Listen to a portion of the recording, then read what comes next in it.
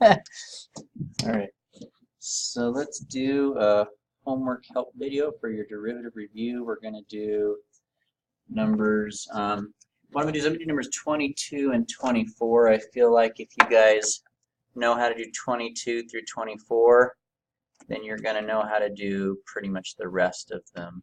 So let's start off with 22.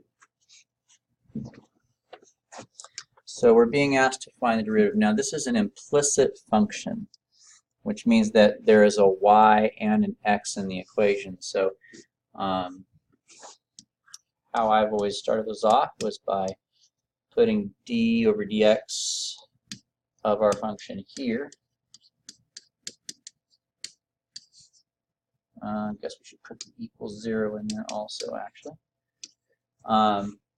And what we talked about is when you're taking the derivative of x with respect to x, you just take the derivative like normal. But whenever you're taking the derivative of something with a y in it, things are a little bit different. So first of all, this is a chain rule. So we have an outer function and an inner function. So the derivative of the outside is going to be negative sign. And we don't change the inside. But then we're going to multiply that by the derivative of the inside. Now the derivative of the inside is going to be the derivative of x with respect to x is 1. And the derivative of y with respect to x is going to be y prime. Remember, what you do is take the derivative like you normally would. So typically that would just be 1. But since it's a y, we throw on a y prime factor. And then it equals 0. I'm going to move my equals 0 over here since I'm out of space. But basically, if you take the derivative of 0, you still get 0. The next thing you want to do is you want to get the y prime by itself. So the first thing I would do is minus the 1 on both sides.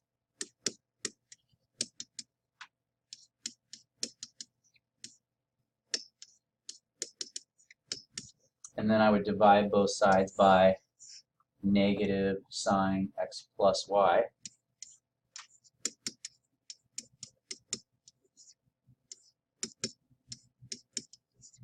And then I would go ahead and minus the 1 on both sides. Running out of space here. So I would have y prime by itself at that point. Now as I'm looking up here, I don't see that answer choice available, which means that my guess is they probably tried to get somewhat of a, or do I see the answer up there somewhere? Oh, I was looking at the wrong one. Oh, we're close. Okay, so here it is. One over. I was looking at number 23. Oops, we're looking up here. Sorry. So 1 over sine is cosecant. There it is. So the answer is A. So it seems like sometimes they want to throw those little trig identities at us. Thanks, Katie. I missed that. All right. Let's take a look at 24. Oh, thank you. Okay, so 24. The issue there is going to be that there's a product rule. I would encourage you guys to think for a minute, see if you can find where that product rule's at. It's not an obvious. The product rule is one of those rules where like you just forget that you have to do that. And so people often just skip it. But it's there and we got to do it. So what we want to do is we want to take the derivative of this whole thing with respect to x, right? So the derivative of 1 is going to be 0. The derivative of 5y squared, well, the derivative of that would be 10y, right? But since it's a derivative of y with respect to x, we need a y prime factor there. And there's the product rule. So here we go. When you take the derivative of this expression here, you're going to end up with your 4 blanks, right, that we've talked about many times. I'm going to skip that one for now. I'll come back to it in a minute, but let's do the easy one last. Let's do that guy. The derivative of 3x squared with respect to x is just going to be 6x. And I don't know if this is going to end up being positive or negative, so we'll see. So when I'm doing this, I'm going to think of the negative 2x as a, and I'm going to think of this as b, right? So our pattern is a, b, with a derivative here and a derivative there. So the derivative of negative 2a would be negative 2. And then we have b. And then we have a. And then we have b prime, which would be y prime. Okay, so let's simplify this up a little bit. So we have 6x, negative 2 times y is going to be minus 2y, plus, no, it's going to end up being negative actually, because we're adding a negative.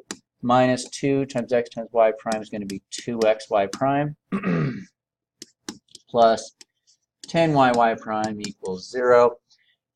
So the next thing that you want to do when you have more than one y prime is you want to move everything to that has a y prime on one side and everything that doesn't have a y prime to the other. So what I'm going to do then is I'm going to add this one and subtract this one because they both have y primes. So I get them over here on the other side away from the other terms. Okay, so now I've got 6x minus 2y is equal to 2xy prime minus 10y y prime. Now that we've got the y primes over there, the next thing that we talked about doing back in Unit 1 was we want to factor out the y prime.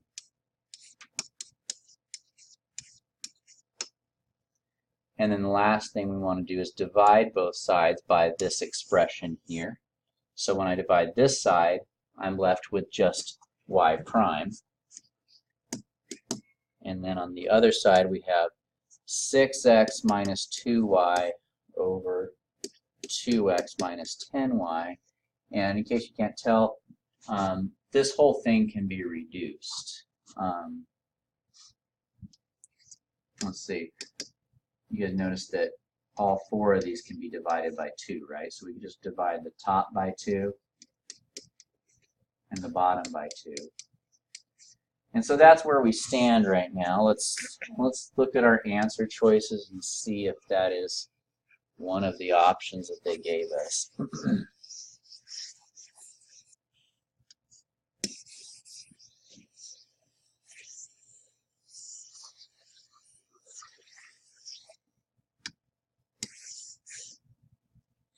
3x minus y and 5y, or x minus 5y. Now, which one of these looks closest to our answer? Well, there's two that are kind of tempting. I think we can definitely say that this is no good, and we can definitely say this is no good. Both these options look pretty close to our answer. Not sure about this. Now, here's the thing. Something we talked about a little while back when we did this was, you guys remember how we talked about 5 over 3, for instance, is the same thing as negative 5 over negative 3. So in other words, the signs can be opposite. So do any of these options match the situation where it's the same exact thing, it's just the signs are opposite? And hopefully you guys are seeing the answer there is yes, it's this one here. So the y becomes a positive y, the 3x becomes a negative 3x, the 5y becomes positive, the x becomes negative. So that would be your answer right there, part B. Okay, so that was a good review question. Nice and basic type of question, nothing fancy. Doesn't mean it's easy, but it's exactly like the stuff we did. Let's go ahead and take a look at number 24. No, we already did 24. Let's take a look at 26.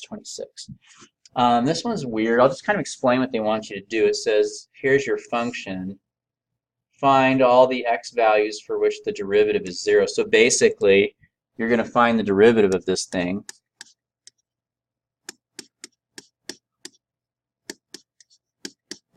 And you're going to solve for 0. It's going to involve some factoring.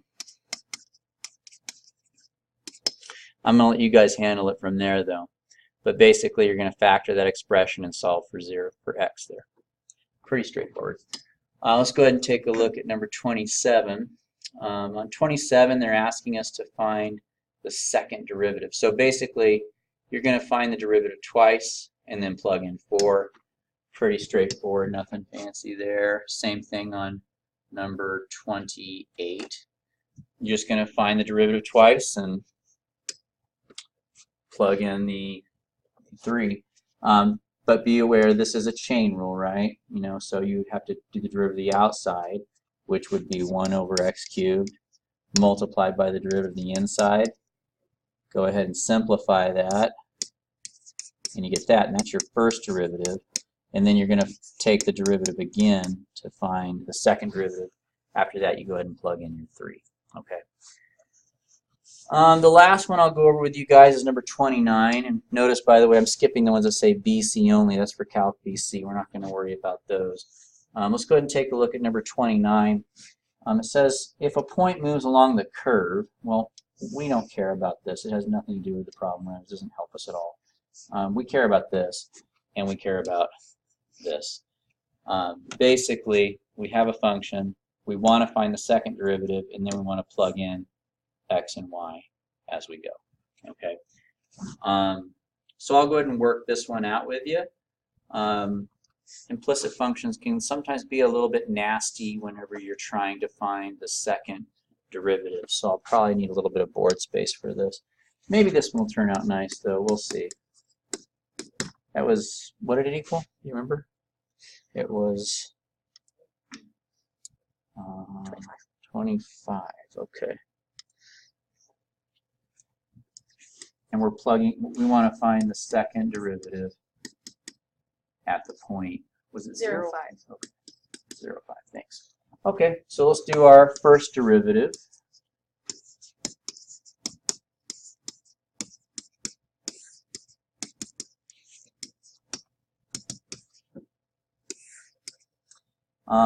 We want to get that y prime by itself.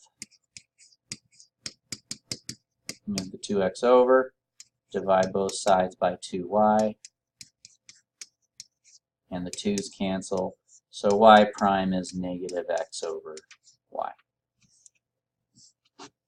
Okay, now we get to find the second derivative, and now it's a quotient rule.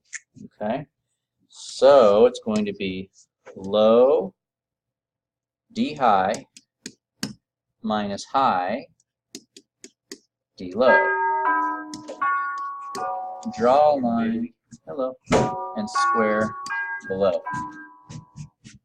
All right. Now the one trick about doing the second derivative, let me simplify this up a little bit. It's pretty simple to do. This was innovative. Y times -1 is negative y. Double negatives becomes a plus. One thing we learned about this when you're doing a second derivative with implicits is that we don't leave that there. We replace it with what it equals. And y prime equals this.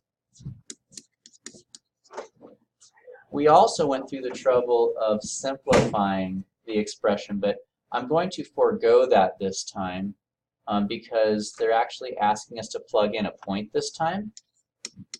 So we don't really need to simplify it. I think we can just plug the numbers in and get our answer. So we're going to plug in 5 for every y and 0 for every x.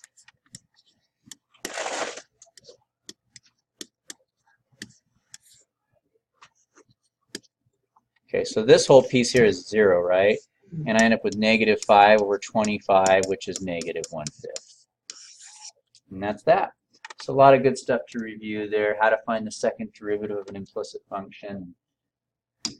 Let's go ahead and see which option we would choose there. We would choose option D. Cool. All right, and that's it. See you guys Monday.